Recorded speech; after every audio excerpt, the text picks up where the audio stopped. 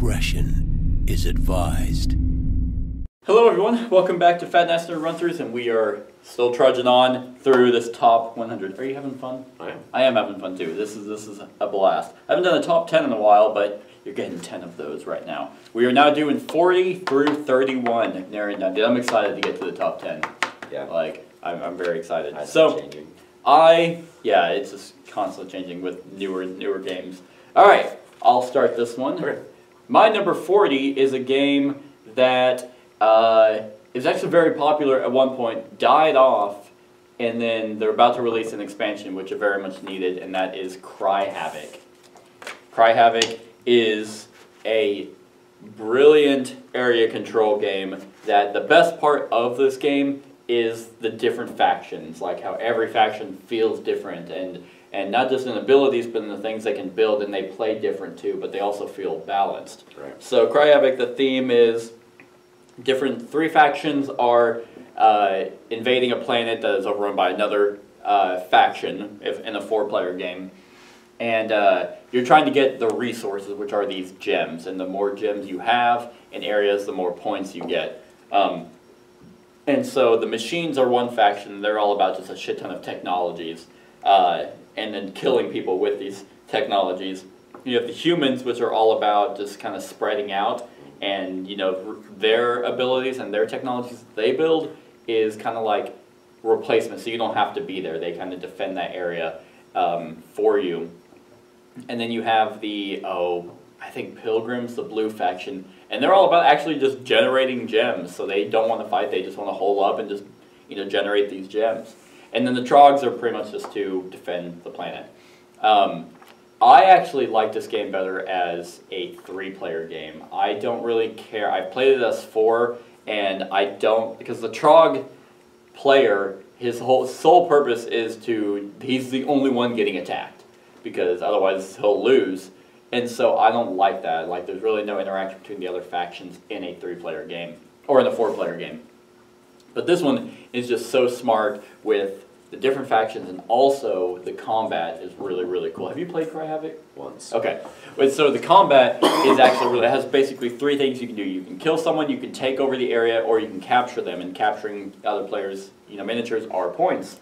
So whenever you're doing all this, you get to choose where you place your people. So sometimes, even if you're going to lose all your guys, you can still hold on to the spot, or you can just capture all their people, or kill, because you get a point every time you kill them. So the combat is really, really cool. My only complaint with this game was that I just wanted more, and so and then they were doing the Cry Havoc Aftermath expansion at some point. It's been a while since they've announced it, and I thought it was going to be at Gen Con, but I couldn't find it. But that's my number 40, Cry Havoc. All right, my number 40 was worker placement. Okay. Pasted on theme. Lords of Waterdeep? Yes. You're kidding. Nope. Why is that 40? Because I've played this one more than probably most, because it's what my family loves. Gotcha. Because they could give 2 craps about Dungeons and Dragons, but yeah, they just love the game, because this was probably the first worker placement I introduced to them, and they just love the hell out of it. I mean, it's not a bad game. Right. So, I mean, yeah, fair enough. Yeah, it's good. And then I play tested for Playdeck, for the iOS app. Oh, okay. For its stuff too, so yeah, kind of be a play tester for that. And I would say start with the base game, but then if you want to keep playing and enjoy it more, get the expansion. What was it? Skulls and Skullport. Scoundrels of Skullport. Yeah, that's it. Yeah. But I was thinking Skulls and Skullport. I'm like, that's not right. But that whole adding the Undermountain board and the and that stuff, that was cool, because you could mess with the skulls, which you'd get some really cool abilities, but you'd be taking skulls and then negative points. And then because the skull track, like the more of them were gone, the more negatives they were worth. That's right. So that's right. There was an ebb and flow of that, because there were some cards that would let you put skulls back out onto the board to make them worth less. Yeah. And you could kind of, and It grabbed me from the core game. The expansion's what solidified it. Yep. And put it as high as it is. That's very interesting because I have played this game and I played it with Kat. I played it only with 2 players. Works fine actually any number of players. Right. I think. Oh yeah, 2 which is good. 5, I think. And I mean, she's not huge into theme. I don't really quite know what makes her like and dislike a game. Yeah. Honestly, I can tell what games she won't like more than games she will. But yeah, she was like, yeah, she didn't really like enamor her in any like, oh my god, that was amazing. Right. I thought it was pretty decent. This one would have been probably a top 20, but there's a worker placement game that came out that shoved this all the way back to 40. Oh, So, I think I know which one you're we'll- talking we'll- about. we'll- I know we'll exactly get to that- which we'll one get you're to that- talking we'll get about. to that later. That one I'll be Don't even surprised start it's with not- me. Don't even start with me. No, I was gonna say I'm surprised it's not. It might be in the top 10. It might be your Might number be. 1 because the way you like just freaking talk about it. But all right, well that's fine. That's fine. Lords of Waterdeep's okay. I'll probably never own it just because there are better yeah, replacements out there. All right, 39. Yep. I was like, wait a minute. Why is this so high? But I know why. So my 39 is 7 Wonders, and man, let me start this off by saying it's so high because I never get it played. But this game is absolutely fantastic. Who was it? It's Fletcher that hates it, right? Or is it you? No, I love it. Oh, that's what I thought. I was like, no, I love it. Okay. Yeah, So 7 spoiler. Wonders. it. Yeah, that one I knew. So 7 Wonders is probably the best like Civ building game in terms of everyone gets a certain wonder that isn't broken in any way. All it does is that sometimes like you slowly can build up the wonder and it gives you resources and points for doing so. It is a card drafting game. Actually, it's only a card drafting game. Yep. That you can play up to 7 people. That was what I was going to say. I will never play that. Oh, I will. Really? 7's awesome because the game takes the exact same amount of time.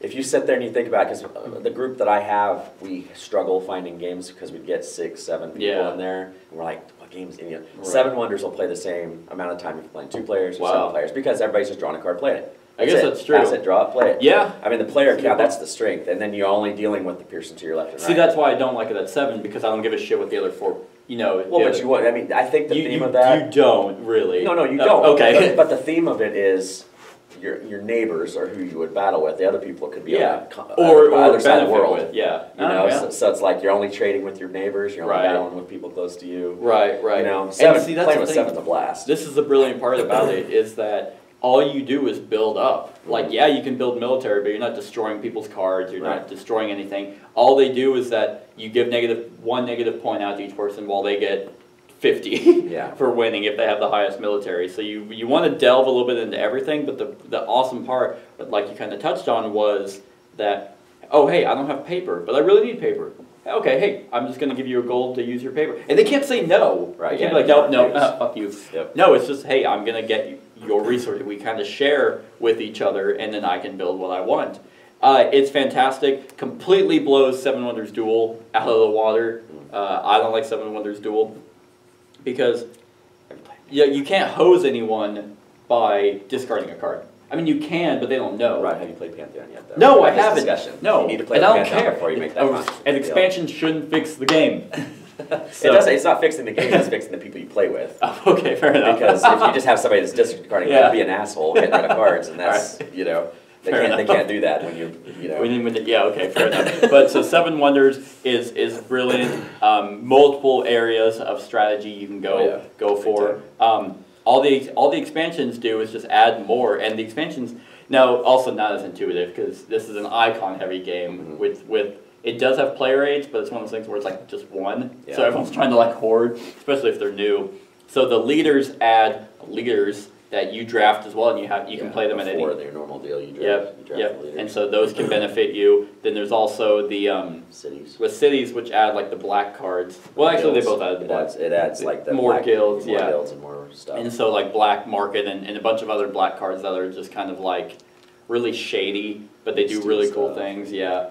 And there's Babel. Yeah, Babel was cool. I liked Babel. Aesthetically, I didn't really care for it because it's like you're building the Tower of Babel and it's all these laws, but like you're really only going to have like 3 things. Right. But you're not gonna have a tower by the end of it. But those are laws that can affect everyone. Everyone has to abide by these laws, or everyone, certain people don't. It was just, and all of those are just optional. You don't have to do any of those, and the game is still fantastic. They just added those anniversary packs that I They did. I saw more those. leaders. And Does it? Okay, I wasn't sure. There's the leaders anniversary pack that adds more leaders. There's the cities one that adds more. Stuff from and they did a Wonders anniversary thing, didn't they? Not recently, but they have like a separate pack that has Wonders. like 4. Yeah, I bought. Yeah, I have that. I have everything except the anniversary packs for this game. Yeah. It's just fantastic. The reason why it's at 39 and not higher is because I never get it played. And I'm going to say something else. I play tested the iOS app for this as well. It's out now. I highly suggest if you want to try it. I don't know how expensive it is right now, but it plays perfectly I'm sure on the iOS, like on an iPad. Awesome. I mean, it is the game, and I can get a game done of 7 Wonders in a little over 5 minutes. Well, see, that's the just thing. Like that. Is just whip it out, go. These apps that are coming out for these kind of games, like I bought the Through the Ages app, and you play a 6-hour game in 20 minutes, maybe that, and it works brilliantly as well. So, like for games you don't get to the table as much. I mean, I'd still rather play the board game than the iOS. Right. But hey, like I just said, this never gets to the table. So if I want to play it, I'll just get the app. Right. And the app, you can play other people around the world. Or compute. Or AI and stuff like that. So it's I didn't know there was an app for it. Yeah, it just came out like 2 or 3 weeks ago. Okay, awesome. Yep. So that's 7 Wonders, 39. All right, my 39. I don't know if you've ever played it before, but I know you'd love it if you did. Okay. Lord of the Rings, the LCG. I have played it actually, and it's okay. I love it. It runs you through the majority of it. A lot of it's made up storyline stuff, and then you have the saga boxes that actually go through the Lord of the Rings stuff and stuff like that. But you build your deck. It's just like any of the other LCGs. This one's more story driven. Now this one would be the precursor to the Arkham Horror LCG, because this was very story driven. There's events that you had to do, and you work yourself up to the leader, the main bad guy of that little quest. You had your deck. You play your cards. You have to defend and battle against stuff and against travel places. Deck. Yep. And there's just bad stuff happening all the time. It's a difficult game. All the time. It's pretty brutal. It's good to have a good mix, because drawing cards is hard in this game, because you only get one card at the beginning, and so you need to have some of the green in there to start doing some card drawing stuff. But anyway, I had everything up until about 1.5 years ago, every card out and everything. I ended up getting rid of it stupidly. I don't know why. But it's super duper solo game. It's probably, I would still pick this over Arkham Horror playing solo. Really? Yeah, just because I like Lord of the Rings a lot better than Arkham, but I do too. It's such a cool game, and all the characters and stuff like that. And some you don't. Yes, there are some you're like, who is this person? Right. But funny enough, this is a game Kat liked. Yeah, really well. It's a great game. This is also one of those keyword-heavy games, though, where you're kind of like, what? Well, most LCGs are. Yeah, that's how. I don't think Arkham Horror is Netrunners like that. I know, and I'm not 100% sure about the Call of Cthulhu that they had. I never did play Call of Cthulhu. I didn't know there was an LCG. Yeah, it's I know dead. there's an RPG. They don't I think there's an RPG called Call of Cthulhu, which I'm currently actually in. Yeah, there was the LCG. It got stopped a year ago. Yeah, no, that one's a good one. It was just one of those things that once again never got played. Kind of like, you're right. It is kind of a precursor to the Arkham Horror LCG, which I would say they used a lot of the same. Yeah, like the traveling but I think Arkham Horror LCG did it better. Oh no, yeah, they definitely built up on it. But this game is still super popular, and it's been out. Right. I think this was the first LCG. Fantasy Flight made, and it's still just as popular now as that is true. It is still played heavily, and I think it's just getting some new, some new stuff, some new content. But the one thing that I disliked about this game was you do one chapter or whatever scenario, but then that deck that you built wouldn't work. It would be really weak against the next scenario. Right. So there's a lot. If you don't like the deck build, you won't like this game, because you have to tweak your decks You might play the second scenario, and you might just get your ass kicked, and then you're like, oh hell, I need to get more draw or more, right, whatever. So then you need to tweak your deck, and all that, and then you go back in. It's kind of followed the same mechanic that Arkham Horror doesn't really do this as much, but like that the Warhammer Quest did, where like. And Shadowrun does, where the monsters you just kind of pull them towards you. They're not at they engage with you. Yeah. And then, like you said, the keywords. There's there's a lot of them. So also not as intuitive, but it's still pretty good. Yeah. All right, 38. My 38 is a game I don't think you've played. I think you would actually like it a lot solo, but it is obviously one of my favorites at 38. Sherlock Holmes Consulting Detective. I haven't played it. Sherlock. Okay, so if you want to feel like the dumbest person in the world, play one of these games. So Sherlock Holmes is a detective game where basically the box comes with 10 different scenarios that all you do is read the opening, monologue or the opening story, and then it's just like, all right, there you go. Figure out what you want to do and try and do it in as few leads as possible, and then still, score relatively high. It's kind of a personal scoring. There's no, like, win-lose. So what you'll do is you'll read that thing, and then based off the information you got, you'll sit there and be like, well, okay, someone was murdered. I guess we'll go to the scene of the crime. And then you'll kind of be like, you'll look at the map and be like, well, where did he say? Oh, it's right there. We'll see if it's in the booklet. And if it's there, you'll read an excerpt, which will give you more information. A lot of note-taking. Like, this is, like, you are delving real deep into this story, and all of them are fun. Like, I have done 5 from the base game. I did the Jack the Ripper campaign from the expansion, and then I've done 2 from that same expansion box, other than Jack the Ripper. And they're always interesting. They're always different, and they tie into so much, lore of Sherlock Holmes into this. The problem with it for some people is that, once you finish a case, you can never do it again. Right. I actually don't mind that, because, like, you sit there for an hour or 2, maybe less, most likely an hour is average, and then you go through a case trying to figure it out. Most likely you won't get it, because it's free-flowing. Like, you can do the whole, pretty much play as long as you want, and then be like, I think we're ready to answer the questions. Then go to the questions and try and answer them.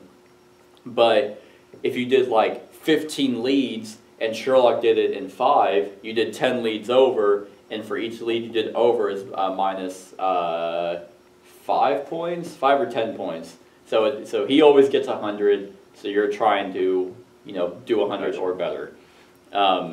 And there are cases where I've gotten negative 10 points, because I just apparently just didn't get it. There are other ones that we've done. I think the highest we've done is either 85 or 90, so we actually did really, really well. Right. Can play almost any number of people, too. So I really like this, and what I do is now we keep track of our score, and what we'll do is, like, kind of what we did with the unlock, was that once I'm done with all 10 cases, I'll write on the lid what we got for each case, and then just give it to someone. Mm-hmm. Like, that doesn't bother me. So, Sherlock Holmes, Consulting Detective, either or, pick one. They're both really good at 38. All right. My number 38 might surprise you a little bit. It Okay. surprised me that it made it this high, to be honest with you. It may add one of our worst mechanics. It made it on my worst mechanics list, or worst rules, bad rules. Survive? Nope. Zombicide. Really? Just base Zombicide?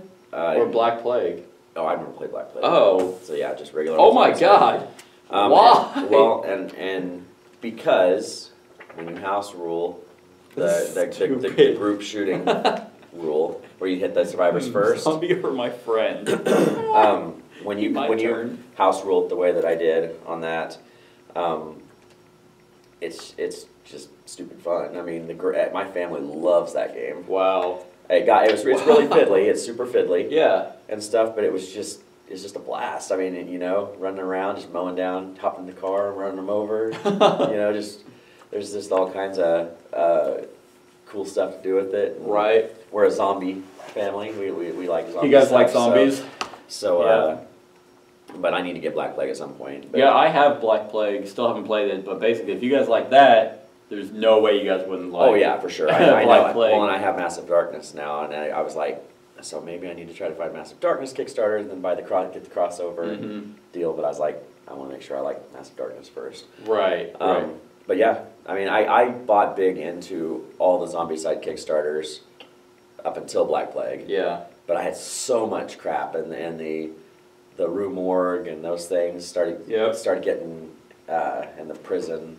Yeah, the prison outbreak. They started getting really convoluted with all the types of zombies. And I just like the base Zombicide, run through it. I use the app to track stuff. Okay. Because you could just have it instead of having that stupid dashboard. Right. With the cards moving around, you put it on the app, and have it up there, and it had sound effects and roll the dice for you. I set that game up, read the rules, and I was like, nope, put it all back, because I was like, I'm not dealing with this. Like this, I guess I just was not in the mood for zombies. I guess I wasn't in the mood for that shitty ass rule. Yeah. Well, and if you're curious, the rule is you would shoot the survivors in order of shooting before you shoot the zombies. The house rule was before you shoot, if there's a survivor in that spot, you'd roll a die. If you roll a 1, then yes, the order goes the same way. You hit the survivor by accident, friendly fire. Yeah. But if you don't roll a 1, then it skips the survivor. Skips the survivor. So there's that 1 in 6 chance that oops, I accidentally shot Johnny. Yeah. or whatever. Yeah, I guess that's not too bad. Wow, I'm surprised it's all the way up at 38. Yep. Woo! All right. Well, my 37 is okay. I thought this said Memoir 44 for a second. I would laugh my ass off. I'd be like, I'm done. No.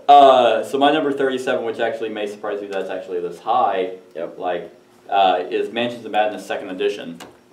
That surprised me. What So, well, I meant it's high. Like you expect it to be lower. Yeah. Yeah, because lower is the lower number. Have you played it though? I have played 5.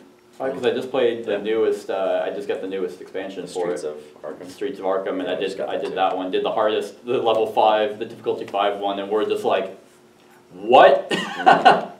So, Mansions of Madness 2nd Edition blows the 1st edition out of the water. If you are considering which one to get 2nd Edition. Takes away that overlord, who's controlling the game, and then makes it a 100% co-op, and that app-driven is just awesome. Mm-hmm. So. In Mansions of Madness 2nd Edition, you're investigators, depending on the story, trying to figure out what's happening in the tile laying aspect of this game. And the way the app works is that you pick a scenario that you want to do. It tells you a difficulty and a approximate length of time, and then kind of sets it up for you. And you just interact with the app and the board. So you're still moving around. It's still very much a board game, and the app just makes it to where there's no longer a huge deck of cards or something. You just click a button, you're like, I want to do this, and it reads it out to you. Or it doesn't read it out to you, but you can read it and then make actions and do stuff like that. And it is so fun. Like, it's one of the best games I have. But once again, it's one of those things that you can do the scenarios again. The story's kind of going to be the same, but it'll lay out a little bit different. Well, because the more of the stuff you have in your collection on the iPad app, it'll bring in tiles and stuff from the newer expansions into the beginning. Right. So I like to replay the very first few scenarios because it brings in tiles from Streets of Arkham all the way into that and monsters and stuff. So it just the story stays the same, but there's different encounters. Right. Stuff like that. Yeah, so we've done the Escape from Innsmouth one twice. And some of these actually do have different endings depending on what you do, which is really cool. And I mean, they can just keep pumping out these expansions for a while. Yeah, I keep buying because they're always at least 3 or 4 purchase ones on the app. Yep. They can just do those as well. Just hey, here's a DLC for $5. No, it is fantastic. So clean, so organized, and no scenario is the same. It's not like, oh, this one's kind of like the other one. No, I've done the one that takes 6 hours to play. Yeah. I've done that one. That one was a lot of fun. I did the one in Streets of Arkham that was the most difficult. That one, it was still fun, but dear God, it was so hard, and we didn't even come close to winning. Not even close. And then I've done, the Dunwich Horror one, and I've done the very, base one. It's a lot of fun, and it's Cthulhu, and I love it. So that's my number 37. The minis are a little lackluster. Yeah, I mean, I like that miniature. I'm glad they came with minis instead of just the tokens. But yeah, them trying to fit on the base is kind of annoying, and sometimes those slides, those cardboards don't fit all the way in. So with the Streets of Arkham, they actually will just fall right out. So I have them taped in it, which sucks. Like that is kind of annoying. But yeah, I mean, I still have everything fit in the base box somehow. But any other expansion that they release, I'll have to start using a different way of organizing. But yeah, Mansions of Madness, second edition. 37. Garbage. Now, Garbage game. It's very high on my, or very low on my list, I guess, for a game I've only played twice. Oh, I see. So you'd think it would be in like the 60s, 70s. Right, right. But I love, and my family loves, dice placement games. Okay. Hold on, let me guess. Dice placement. Yes. Alien Frontiers. Nope. Kingsburg. Nope. It's a newer one. Just came back into print not too long ago. You haven't played it. You want to. Voyages of Marco Polo. Oh yeah. Yeah, that did just come out. Yeah. Not just come out. It was out, yeah, and then it was out of print forever. This game's pretty sweet. I mean, you're placing your dice, doing the actions just like you would on, well, like Alien Frontier stuff, different stuff like that. You have variable player powers as well, and they are way overpowered. That's what I heard. But every one of them are way overpowered. Yeah. So like, one is like going to be a huge money thing. One's going to be huge, So they're all overpowered. So there's not like everybody's going to have to be overpowered one way. And like I said, I've only played it twice, so I really haven't gotten like really deep into it yet. But of those 2 times I played it, I mean, it's just such a blast, and it's not my highest rated dice placement game. Okay. It probably will be though. Wow. After playing a little bit more times in, this was 37 is a pretty high debut. Yeah. Jumping right out. Yeah. And stuff like that, and again, being historical stuff. It's just a super great game. Dice Tower really likes it. Yeah. Shut Up and Sit Down didn't. It was weird to see the 2 iterations. I think Shut Up and Sit Down said this was a great game 20 years ago. Right. And it doesn't do anything new. It's just it's another game. I think it's the player powers or what are the only thing. Right. Because I could see if everybody had the same it's just like black and white deal, then it would be a lot like. But having the variable player powers where it's just so nuts. Yeah, I always like games with player powers that everyone's OP, not like, well, yours is clearly better than everyone's. Like Cosmic Encounter most of the time. Right. Where it's like everyone can do something great. I do want to try that because I love dice placement. Yes. Alien Frontiers and Kingsburg are great. Kingsburg I've already mentioned. Alien Frontiers didn't play it whenever I was making this list. This list after there's next year whenever we do a lot of new stuff. I have too. All right, 36. Okay, I actually forgot about this. So I'll be surprised if you even know what this game is. 36 is Exceed Red Horizon. I've heard of it, actually. Okay, so Exceed is the spiritual successor to BattleCon, and luckily I've actually played this a lot more lately. That I still like it a lot. So BattleCon, if you don't know, is that basically take your Street Fighter, Mortal Kombat, your 2D fighting games, and put it in a board game. Exceed does that as well, except it's a card game. And the main 2 differences, because you might be like, well, why would I get one over the other, is because Exceed is built on a deck surrounding, each player has the same cards for half their deck, but the other half are their special attacks. And it's really, really cool because it does feel like you're actually your unique character as well as their unique character with your special attacks as well as your regular, punch and slide and block and stuff like that. It's the same move mechanics, stuff like that, and you have action points that you can spend, but if you hit them, you have a gauge meter that you can use to spend to do way more powerful attacks, and your individual character feels unique. For example, Kat and I were playing, and she was playing a girl with a scythe that does a shit ton of damage if people are at a certain range because she's hitting them with the scythe. Right. So, and I've played her as well, but Kat was playing her. I was playing another girl who was really all about quick attacks, pulling attacks. Like if she spent like a force, which was basically kind of like your currency, the attack she used could go back into her hand, and she can take a card from her discard pile and put it in her gauge.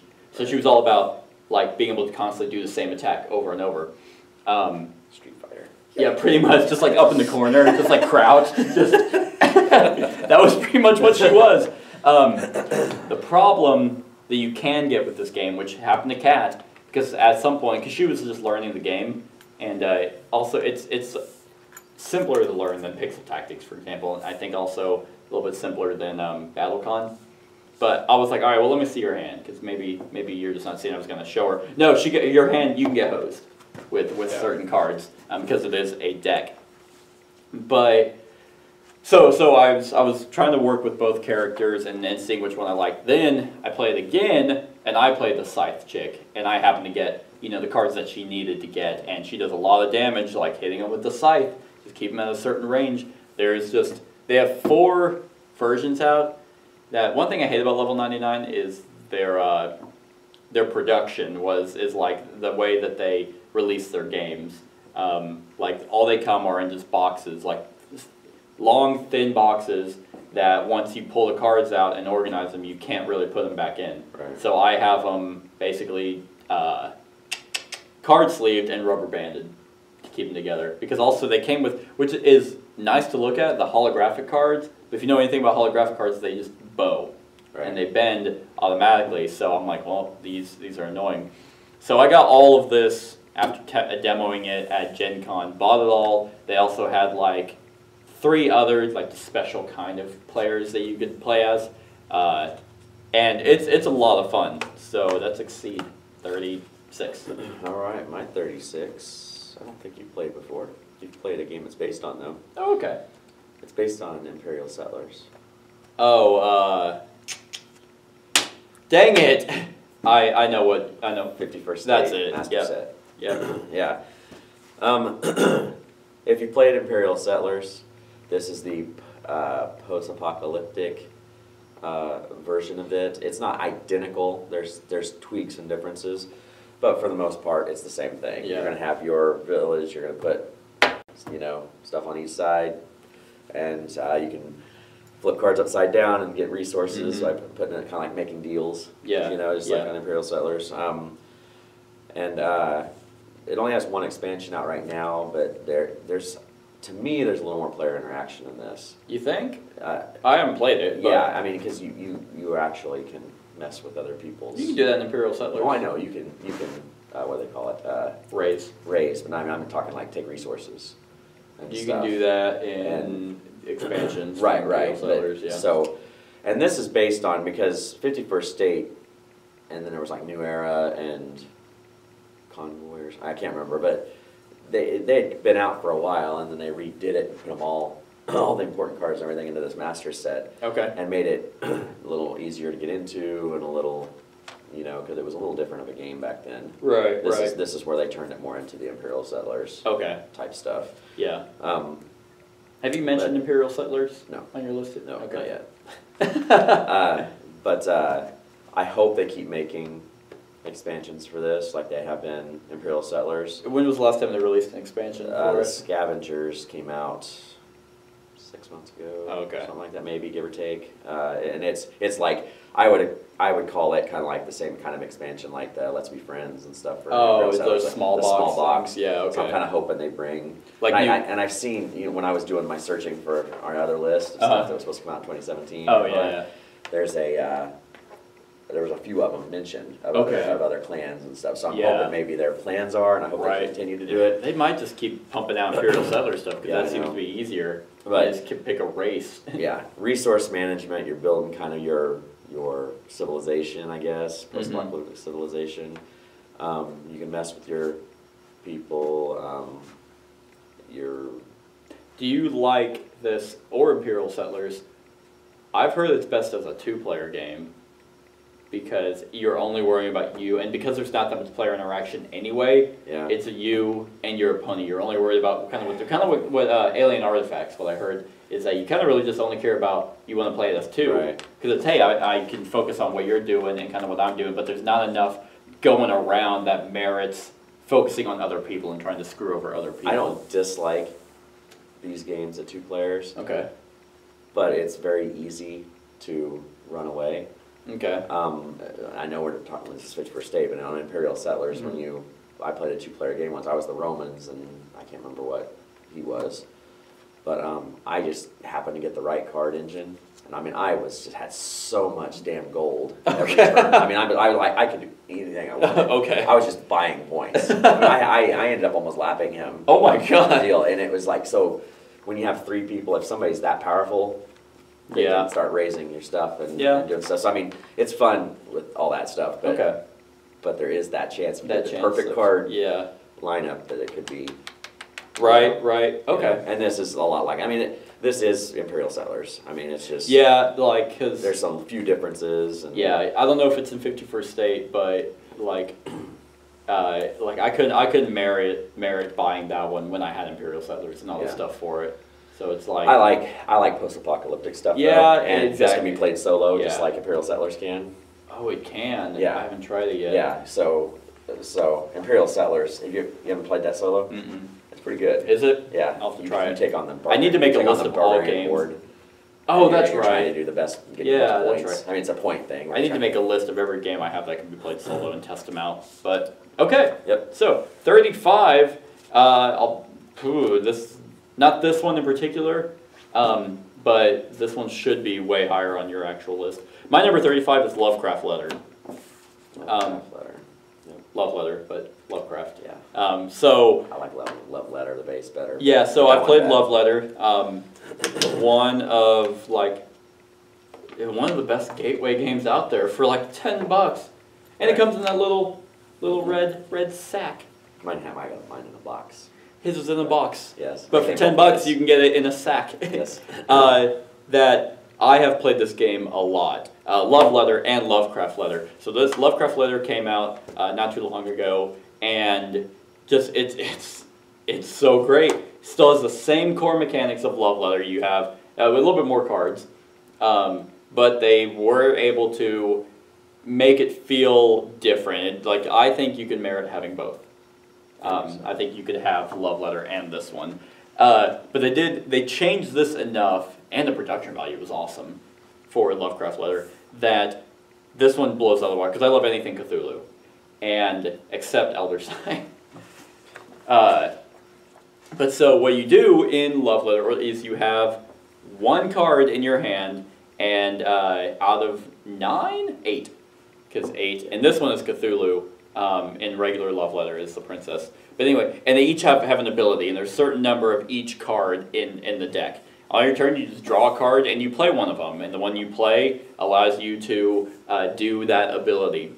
So, player elimination, but no game ever lasts more than like 10 minutes, if that.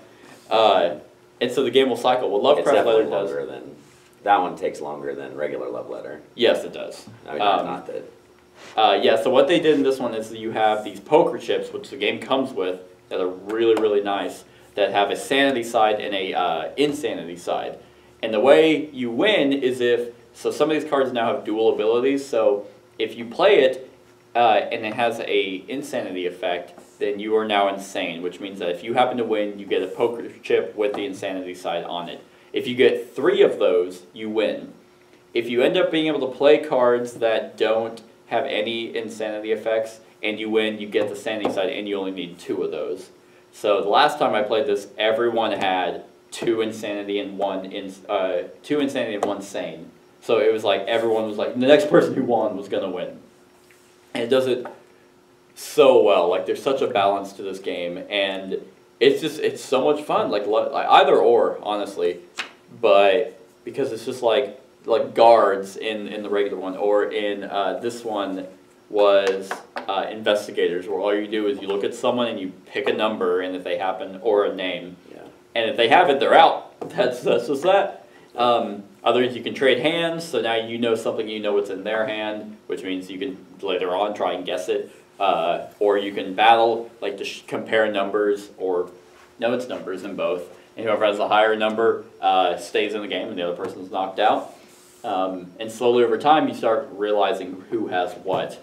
And the Lovecraft Letter, I think, just does a great job at making it different.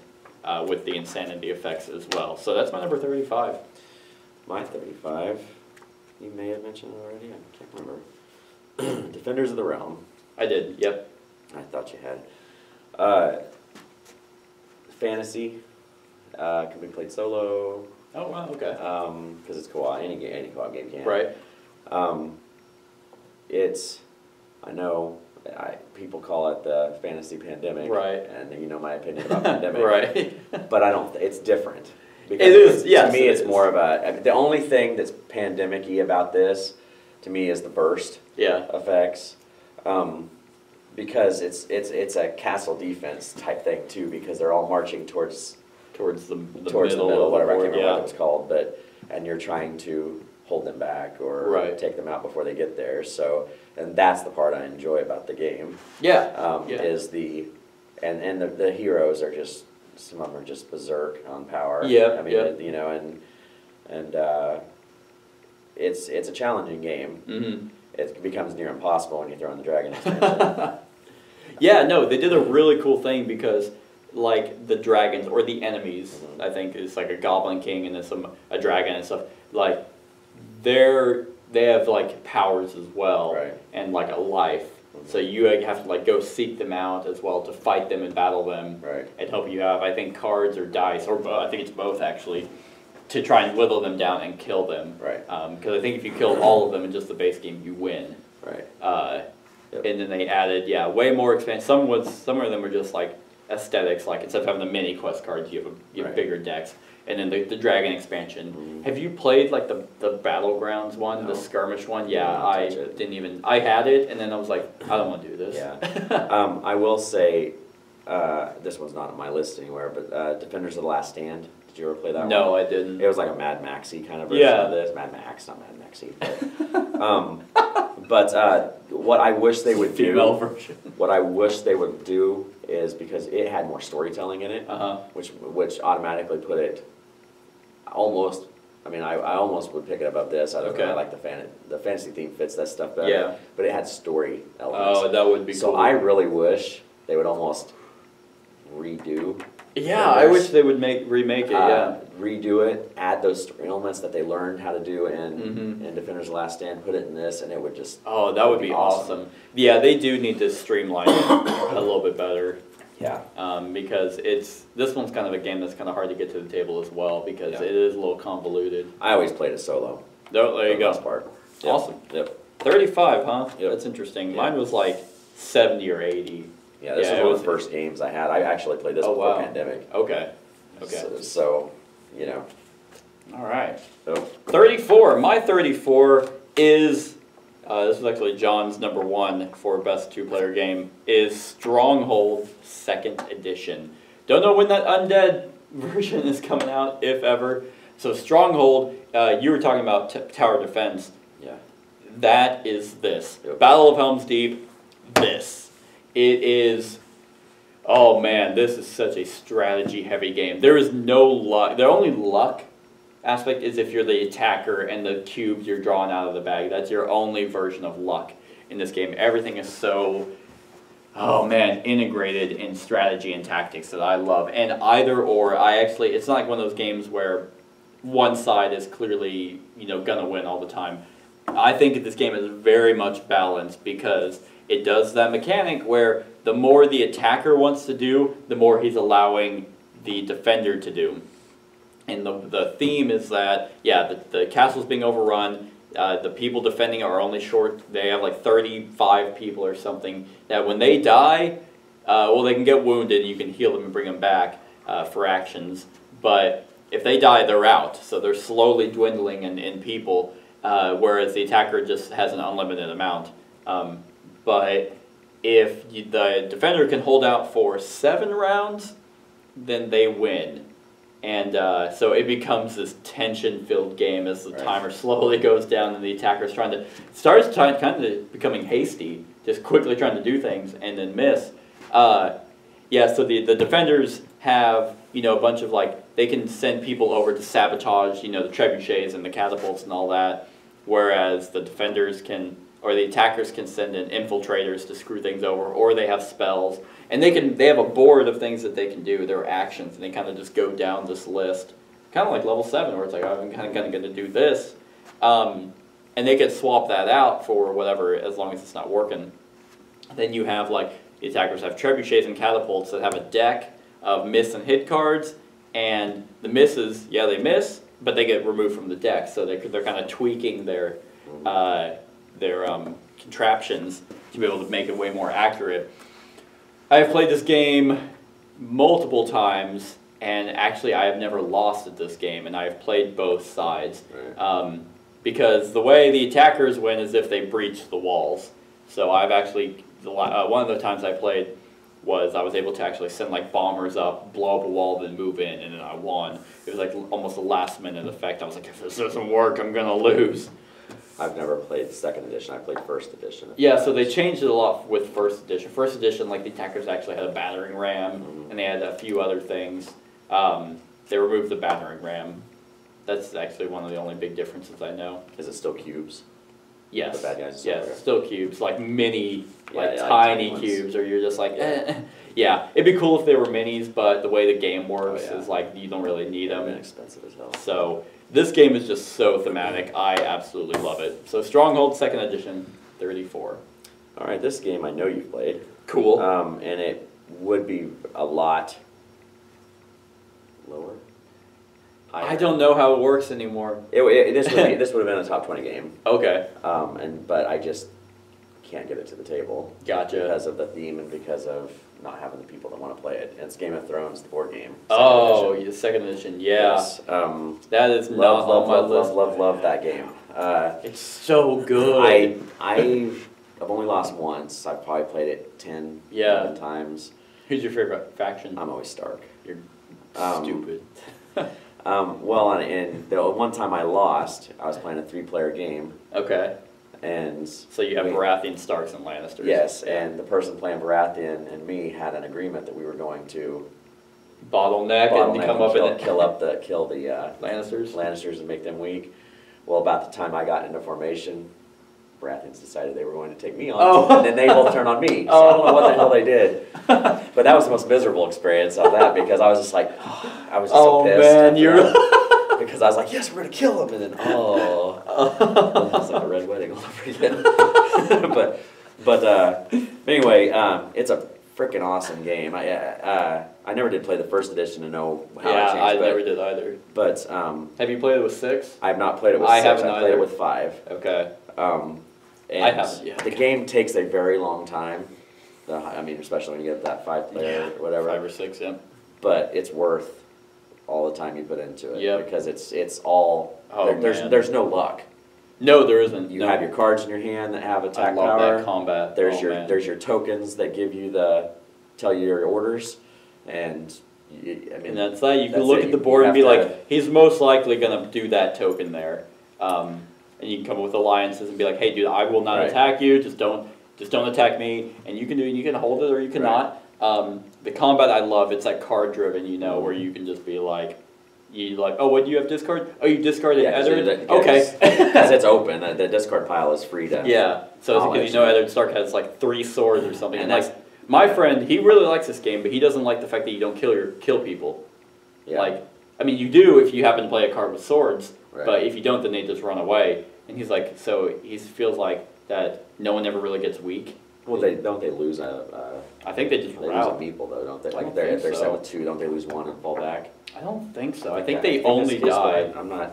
I can't remember. Or no, they have to split. They can't all retreat to one. They have to split. That might be it. Whatever. I know. But I know it was like the only way you removed them was if you played a sword. Right. And they didn't have a tower to defend. I think when they move away, I think they have to move into separate. If but they can. The last time I played this game was I was the Baratheons, and I was like, I'm gonna try something different because normally, ships. Yep, I tried to go all the way around to bank off of to the Lannister side with my ships, and it actually worked. I had messed up on a rule because I got my ships there, and he moved in to attack with his ships, and he won, but I didn't retreat back. I removed my ship. But he didn't play a sword to do that. Yeah. So it just fucked the whole thing over. I was pretty much, once that tactic didn't work, I was like, I lost the game, Yeah. but I helped Cat win Right. as the Starks. So that was actually my run through. I've done a run through for that game. I got rid of it as well because never got it to table, and I've always wanted to play it at 6 people. Yeah. Oh man, have you seen like someone's like homemade version of that? It is intense. It is awesome. When they have like little story expansions. Do they really? They're just little cheap things. It's like the Dance of Dragons, and Wow. you play it. It adds like a little theme to you play a scenario. Oh, okay. It'll be like this person starts here, here, here, and you're playing like the Dance of Dragons. That'd be cool. Scenario. You can still buy them now too. Wow. They're like yeah, that was $10, was like that. because it was so heavily ingrained in the theme. Was Right. that if you're gonna play Starks, you're always gonna start here. Right. Or This here. one mixed it up, like That's wherever cool. everybody was At that time. at that time of the That's story. cool. That's It's cool. pretty neat. All right, my 33 is a game I mean not just played, but have played recently. It's about World War II. Has Hitler in it. Oh, Orchestra. Yeah, Black Orchestra. Black Orchestra is a game where you are members of the. Oh man, I cannot remember what the German word is. But you can either the Wehrmacht. That's it. You can be members of them, but you are a group trying to assassinate Hitler. Which is funny because my cousin saw this on Twitter and Facebook and stuff, and they were because my family's German, and they thought it was. They were like, "That's so American. You would never see anything even closely trying to bring Hitler into the spotlight." Because they're trying to be like, Yeah, exactly. ignore all that. They thought it was pretty funny though because hey, we're playing a game trying to kill Hitler. One theme is just all over this game, and it is just so like the way that.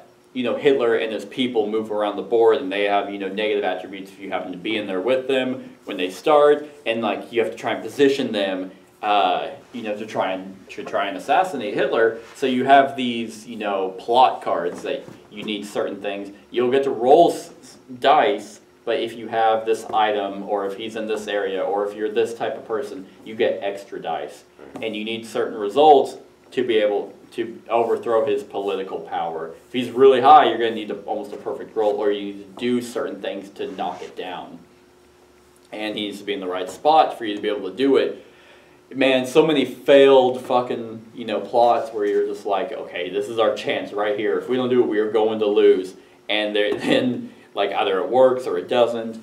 It is fantastic. Like, and also history, like all the event cards that happen, because there's 7 different decks, which as a deck runs out, it actually opens up the world a little bit more. There's actually like historic pictures and stuff like that, and kind of like what he was doing at this time. So I think you would really like it too. Is it co-op? Yes. So I can play it solo. Yes, you could. Yeah, you would just control people. Yeah. But yeah, you could play it solo. Interesting. I was able to get this in a trade. I don't know if you could purchase it anymore. Yeah, I'm sure you can find it. But yeah, that's it. Springed up to the top, almost to the really high 33. I really like it. Black Orchestra. My 33 is a gateway game. Is what I would call it. Going back to that. Yeah. The rest of them are going to be gateway games. No, not the rest of them. I'm sure you've played it. Evolution. I have played it. Yeah. Yeah, it's pretty gateway. It is. It's dinosaurs. I gotta say though, I hate this game because I play tested the climate expansion. I don't like the climate. And I played it Yeah. so many times. I hate this game. Yeah, I didn't even buy climate. I have evolution and then I have flight. Okay. Those are the only 2 I have. Have you played the climate? I don't want to have anything because I've heard it changes. It does. Yeah. Too much. Yeah. Like it changes the game I like too much. Yeah, basically it actually we played at Gen Con. So real quick before you talk about why you like it, but the climate expansion does it adds climate. So yeah, it adds more to how you want to evolve because you need to adjust it. Mm-hmm. But the way the track moves, like it didn't need to be there. Like Right. Randall was talking and he was like, there was no point to that because you play cards and then there's a certain number of if it's like 10 frost and then 8 sun, it's gonna move 1 space. Right. It's not the difference anymore like it used to be. It's just which has more. Okay, it's gonna move 1 Right. space up. So it didn't matter ever. Right. What it used to be was if one gets to one side, it's like an apocalypse. It gets way too hot and no more food gets added. If it gets way too cold, pretty much the same thing. So everyone's just pretty much eventually dying. It's stupid. It's anyway. Yeah. So no, that's the climate. That's the climate expansion. I mean, the fun thing with Evolution, like I said, it's a gateway game.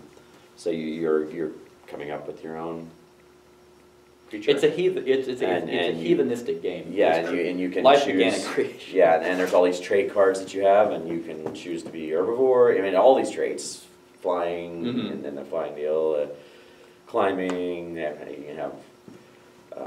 Like intelligence and stuff like that. Yeah, I mean, there's just so much stuff, or fat tissue, so you can feed off of yourself. Yeah. And stuff like that. Because the important thing with this game is everybody will discard a card.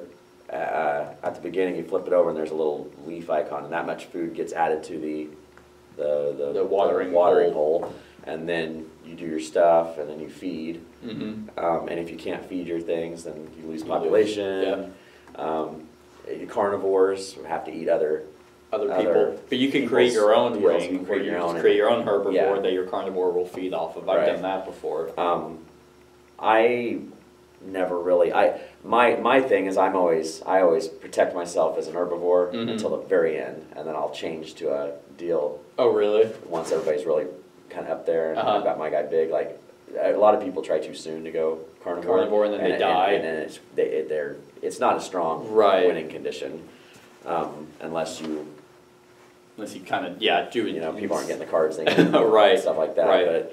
But no, everybody I've played this with has loved it. Everybody I've taught how to play this at different places, they automatically went out and bought it. It's such a simplistic. It really is, and it is pretty thematic too. Like you can have all the traits do what they would expect. Long neck, you just get food from the reserve because you're getting it. No one else can reach it. Right. Or if you have intelligence, you can negate someone's trait because you're smart. You figured out how to get past it. And one thing that was an issue in the first edition that came out, like so much food was getting added. Yeah. That there was never that issue of not being able to feed your people. You always got to eat.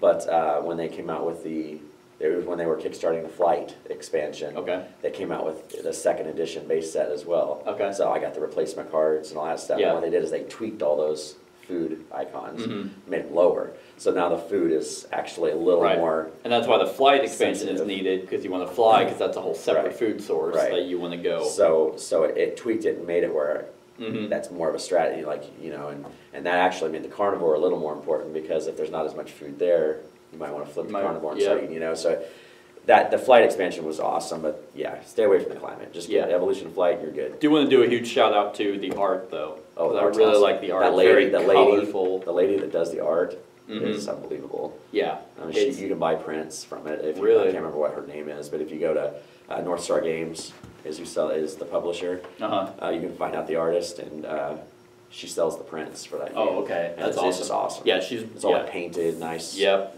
like almost like watercolor. Yeah, it's almost like watercolor. So, don't get the climate expansion, but everything else is actually fine. And they actually have a beginner version too, like My Evolution or something. Oh, I did see that. They sell at Target and stuff like that. You could probably use this in a classroom too. I mean, depending on the school, because it is about evolution. Oh, yeah, I don't know. For sure. So, all right, 32. Wow. Surprise. I think you might be surprised too. Yeah. Memoir 44. No. It's a game I really like. My 32 is Twilight Imperium, 3rd edition. Oh, wow. Yeah. It's probably because the 4th edition came out. No, I haven't played the 4th edition, so I can't compare it. Okay, well. I've never played it. So. You've never played Twilight Imperium? No. So Twilight Imperium is the, epic 4X game. Nothing, in my opinion, compares to it. But you've got to sit aside 5-10 hours to actually play it. It is it's an event. And I don't have enough time to talk about everything I like about this game, but essentially, really, honestly, at its core, it's a pretty simple game. In what you do. Hey, there's 8 actions here. Get the expansion because the 8 cards you just take, you get a point. So you have objectives, trying to get to 10 points. First one to 10 wins. If you play a longer game, I think you can go to 14. But so if someone just grabbed the 8, then they got a point. And I hate that because it's well, then why don't you take it? It's because I don't want to do that action. I don't like to have to alter my strategy to prevent you from getting so anyway, they replace it in the expansion. Anyway, so you take one of those that allows you to build technology, which allows you to get better ships and upgrade your ships and stuff like that. There's others that allow you to deal with politics. So there's a politics deck, which are laws or voting, and you can all vote, and depending on which planets you have under control, you have a certain number of basically political what's the word? Kind of like you have votes that can go into that influence. Yes. So you can, if it's a law, you could spend all flip your planet cards over to vote. Be like, hey, I want this to come in, or everyone can ban and be like, no, we don't want this, and then majority rules. And in voting, you can vote with that same amount of influence. So the political system is awesome. You have action cards that you can play to enhance certain things depending on the action card. And so each race feels absolutely different, which is awesome. And it is it's grounded in theme as well. I mean, there's a reason why I like it. And they all have their own backstory, and the expansions add flagships, which are all special. The expansions add a bunch of other variants that you can or cannot play with. It's up to you.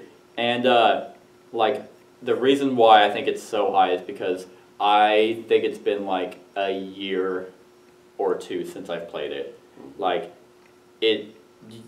played it with, I think max, or not max, you kind of want to do it with 4. It's probably the least you want it, and then higher.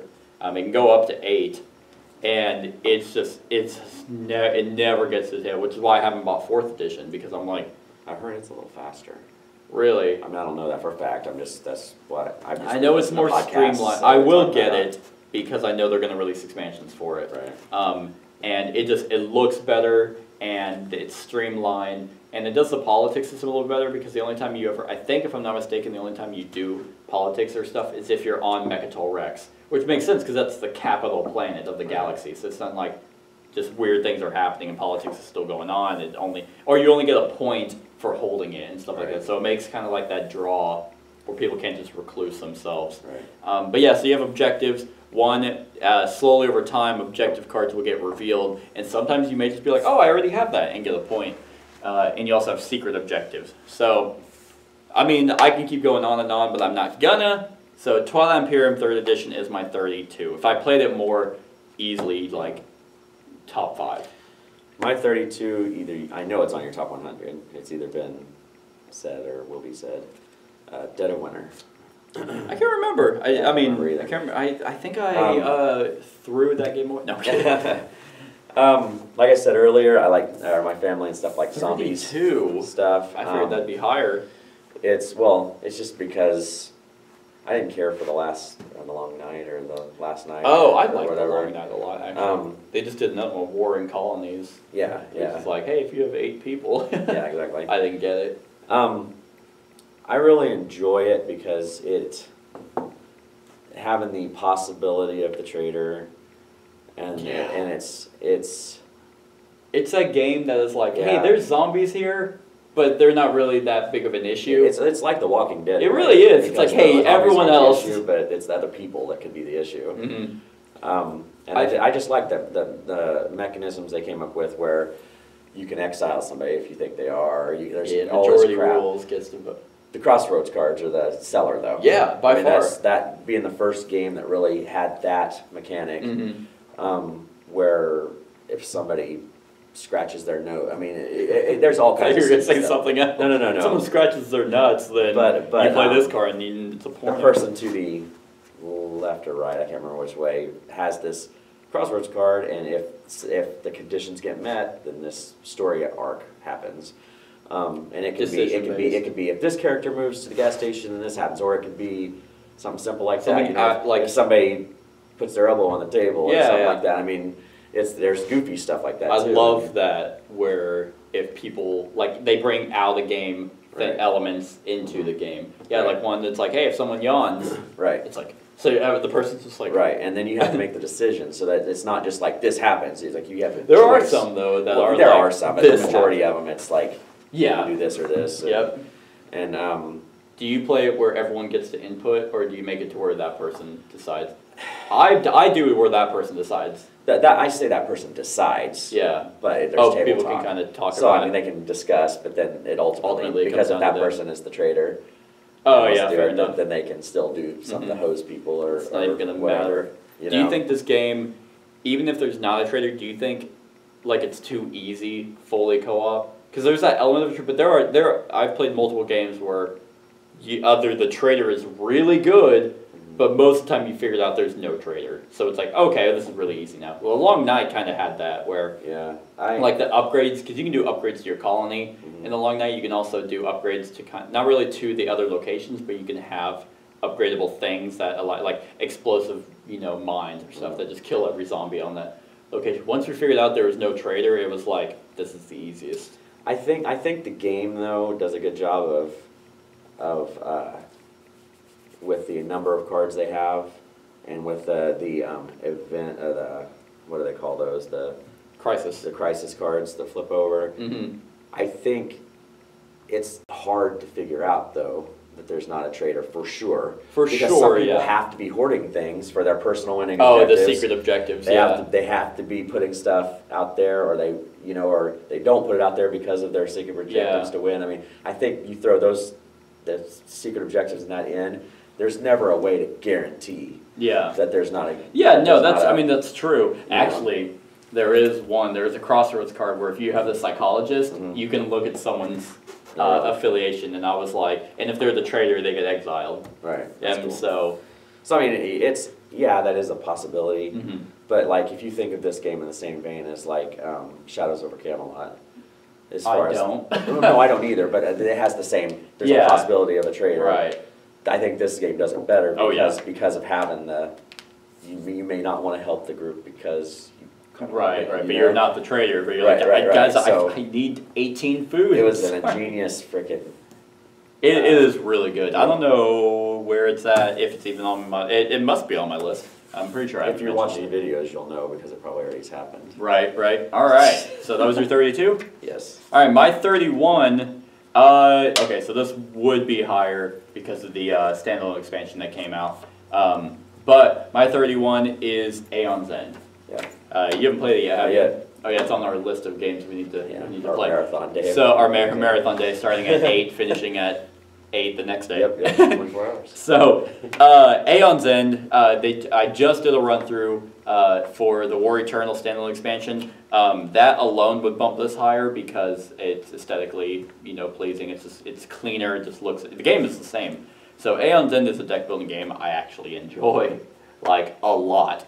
One, because it's fully cooperative. So what the story is basically it is post-apocalyptic. The world was decimated, and now all that's left are these survivors in like a rebellion fighting off the Nameless is what they call them. And so in the game you pick one creature you need to fight, and this game is brutal. They have special abilities. They have their own deck of cards as well as basic cards that get thrown in that are just events.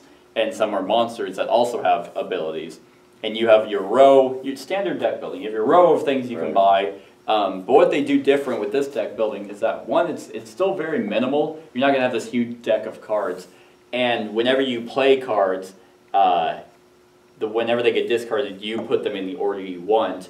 And then whenever you need to redraw and you can't, you flip the discard pile over. Right. So you can strategically place your cards to where you get the combos that you want. So I really like that. I also really like the fact that you have these breaches that you have when you have to prep spells. So you can't just cast it, you have to prep it, and then you can cast all prep spells at once, or you can hold on to them for bigger damage. Right. If you get higher gates open, they add a little bit, they have like 1 more damage. And then everyone has a special ability that you can spend action points to raise up, and once the bar is pretty much filled, you can then use it. And they're all really good. It's not like, oh, that's not worth having. Like some is like, hey, they heal Gravehold, and another they heal. So one was like, you can cast spells off other people's gates or breaches. It is just a fantastic game. The initiative order is really good. It's not like we all go then the Nameless. It's deck of cards, with the nameless in it, and then our numbers. Everyone's assigned a number, and you just shuffle that, and then it's like the nameless can go twice, then we all get to go, or it can go, and you never really quite know who's going, but I like that. So Aeon's End or Aeon's End War Eternal with, I mean, I got it off Kickstarter, so I got the, you know, the upgrade pack, and then the crossover to where it's like, hey, all those cards are now, you know, upgraded and used in this. That box is full, and I can't wait. I had it back and then oh, War Eternal, you pulled out at the last second. Because you can play this solo too. Oh, I know. It's just like I said, I have so many deck building games, and yeah, you can finally start weeding out the crappy ones. Well, no, I'm sure. Like if I played it, it's just it's daunting when you first look at it. To me, like I look at it and I'm like sitting there, I'm like, holy crap, this looks complex, you know. But I'm sure once you get it, yeah, no, it's not. Same thing with Gloomhaven, because I played it last night. Yeah. Look, I mean, you open it up, it's like, holy God, what am I gonna do? You know? Is it not that daunting? No, once you get everything set down to play, it's just I mean, it's just so much shit. You know? All right, so that was my 31. Yep, that rounded yours out. Huh? My 31 is a filler game. Really? Yes, and when we did our top 10 games of all time, it was my 11. So now it's dropped down. Was the Eggs and Empires? Eggs and Empires. Yep.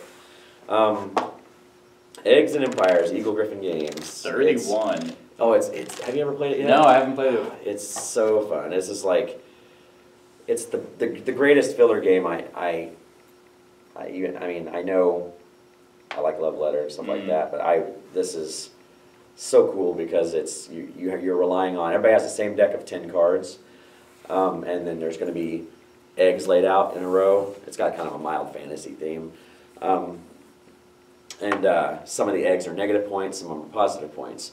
Everybody they'll have a deck of 10 cards, but they'll have 3 in their hand, and then everybody plays a card face down. The highest number will go first and get to choose first. But every card has special abilities, so we all reveal. So the 10 is the hero. Oh, they get first pick, so they're going to pick the positive one, right? And then the 9 is the Dark Priestess, I think.